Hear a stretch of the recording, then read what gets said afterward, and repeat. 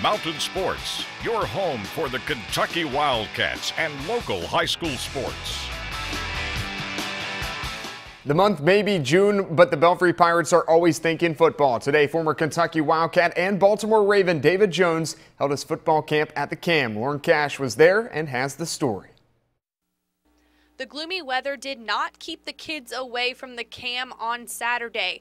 David Jones held his third annual football camp, where athletes of all ages came out and learned the fundamentals of football.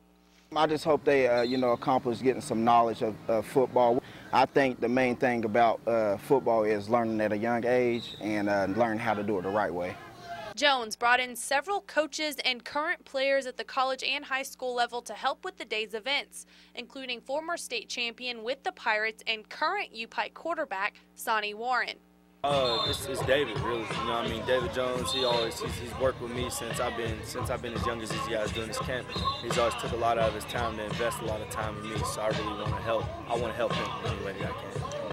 Jones experienced all levels of football, from a state championship in high school to being a member of the Baltimore Ravens. He says he is happy to give back to the community that gave him so much. We teach here at Belfry is faith family football. Football is the last because we know what's more important to, and we try to implement that in the whole community. Don't matter where you come from, or wherever you're at, if you come here, we're going to try to teach you the right way. Teaching kids the basics, all while having fun. In Pike County, Lauren Cash, WYMT Mountain Sports. All right, good stuff, Lauren. The Kentucky Pro Football Hall of Fame last night in Louisville. 4 new members are inducted, including former Kentucky tight end Jacob Tamme, now with the Atlanta Falcons. Tamme is joined by former EKU Colonel Aaron Jones, former Louisville Cardinal Doug Buffone, and former Murray State racer Gil Manis. Well, it's a really special night for me, to be a part of this group of people that has strong connections to the state of Kentucky. It's a special group of men, and to be inducted into it is something that's a real honor for me.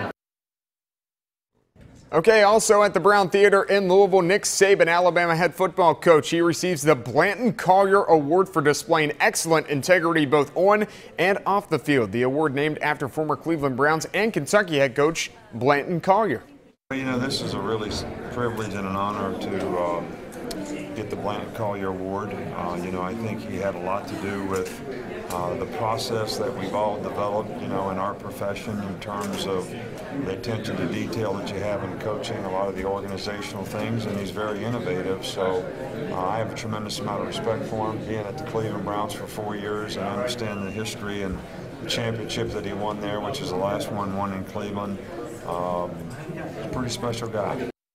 6 Kentucky Wildcats taking in this year's NBA draft, all of them arriving in their new cities now. Let's go to Salt Lake. Trey Lyles gets introduced in Utah yesterday. The Jazz take him in the lottery with the 12th overall pick in the draft. He joins a team with a little bit of size, so Lyles will actually be back in his more natural position at the 4. He was a 3 at Kentucky, but now with Derek Favors and Rudy Gobert on the team, Lyles expects to learn from those two.